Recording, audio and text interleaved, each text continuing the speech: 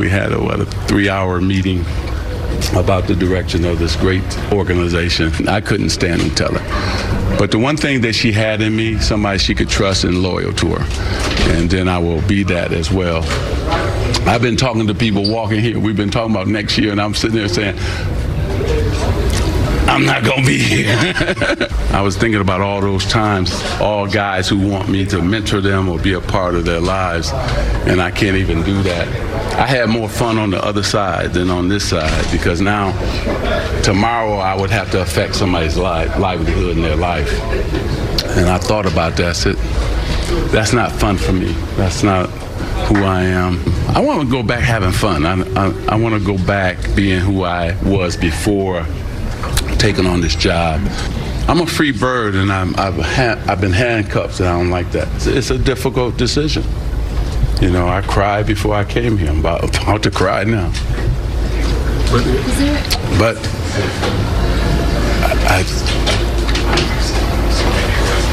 it's hard when you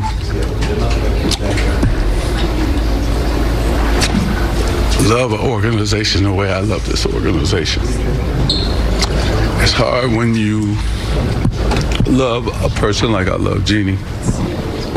And I don't want to disappoint her. I don't want to, you know, we love Luke, you know. So I got to make a decision, right? And that's a tough thing. But I'm good with where I am. I'm happy. I want to do the things I used to do. So I had to weigh both situations, and so this is better for me. Antoine, there's a lot there. We all mentioned all morning that it surprised all of us. It clearly surprised everyone within the Lakers organization. What was your reaction to the news? I mean, obviously, I was surprised like everybody else. I was surprised how he handled it, honestly, when you really think about it, because I had to listen to his comments and you start to go through it to try to figure out what went wrong. One, not to talk to Jenny if you love her so much. Not to talk to her and you met with her the day before, I think is wrong. Not to talk to LeBron James, a guy you got to come there and be a part of this thing, and which I'm pretty sure you told LeBron that it was going to take maybe a couple years to get this thing built up the way we need to be a championship team. I thought we're all wrong and kind of disrespectful to a certain degree to leave on them like that. And then the Laker organization, just to put them in a position now, they have to find another leader one day after the season's over with. I think it's tough for Magic. And I love Magic. He's my favorite player. He's one of the guys I've always looked up to. And to do this to this team and the organization, I think he's contradicting himself a little bit. It's not adding up the right way. And I know we all could be happy. We want to do things that make ourselves happy. So I respect that part. But there's a right way to go about it. There's a right, you know, that's the thing is, you know, we were joking just moments ago about you not being in Miami last night. If you had decided after the show yesterday, you know what? I need for me to go to Miami. I know I'm supposed to be on the show tomorrow. That would be your right. But you can't no show, no call. You'd have to call Keta. You'd have to call and be like, hey, guys, I'm sorry to put you in a rough spot. I got to go do this. Magic at the very end is revealing. He said, this is what's best for me. And I don't begrudge anybody doing what's best for them. But there is a process that adults in big positions there's a reason that you can work at the local burger joint. You're supposed to give them 2 weeks notice. Like, I mean, that's how it works in any job. The other thing that I thought was telling was, he said, I want to tell Jeannie because I think she'd have talked me out of it. He said that I think that if I had met with Jeannie, we'd have left this conversation with me staying, and I didn't want to stay.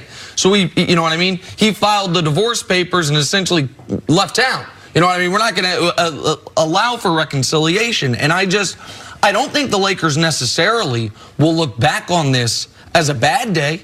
I think there's an opportunity for them to get better in that position.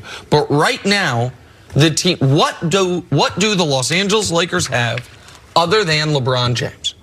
Do they have a coach? Do they have a team president? Do they have an all-seeing, all-knowing owner? Do they have a second star? Do they have a third star? Do they have a healthy young player in Brandon? What do they have other than LeBron James? And the answer is not that in the Lakers brand, and the weather in LA is basically what they have right now. Look, I'm about commitment. I'm about being dependable. I'm about my word. If I tell you something, it might cut you, but it's my truth.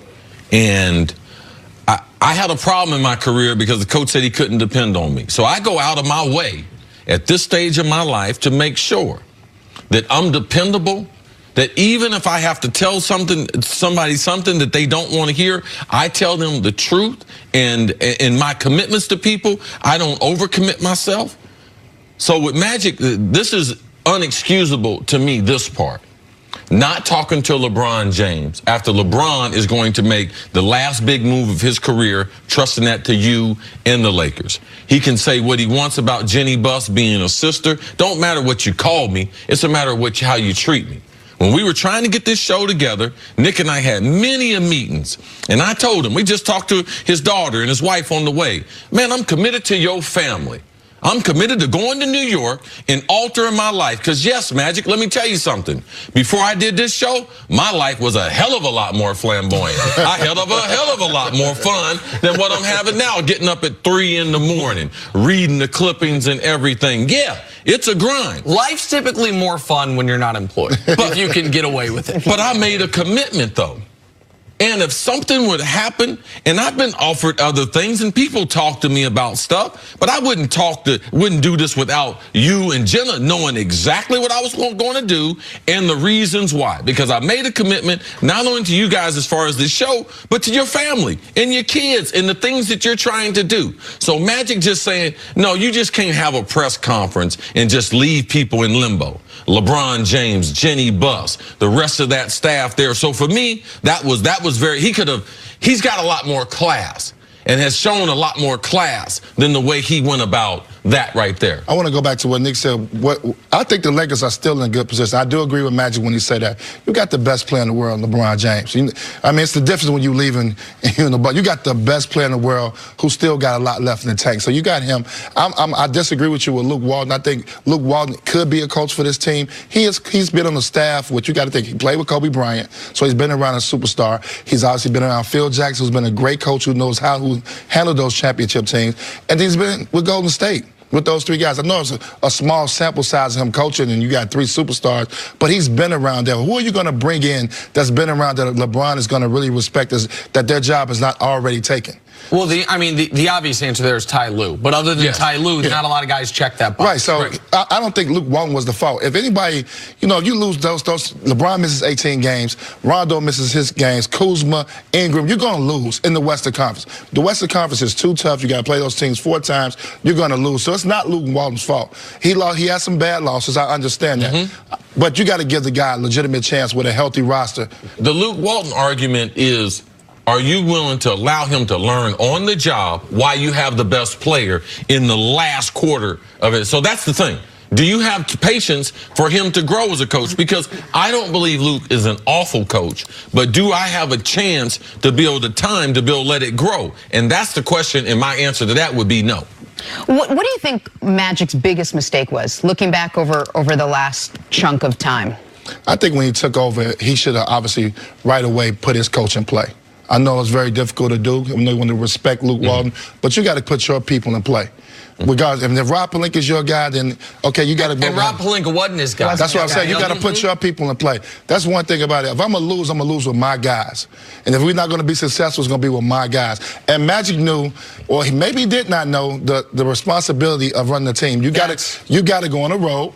You got to go on the road, see other teams. You got to go to these colleges and watch these players play. Yeah, I don't know. You got to go to the Final Four. How about that? Let's do the Final Four. Where was it this year? Minneapolis? Yes. I mean, hell, the Lakers used to play there once upon a time. Might be able to see some good George Mikan highlight. You got it. GMs in this league team presidents are globetrotters.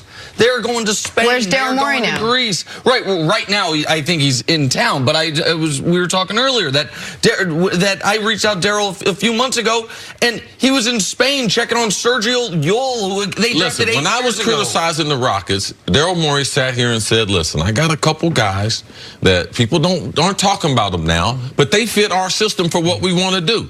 He has that little intel that make these little things go. show because of the information, being on the road, beating the bushes. It's just I think you nailed it, Antoine.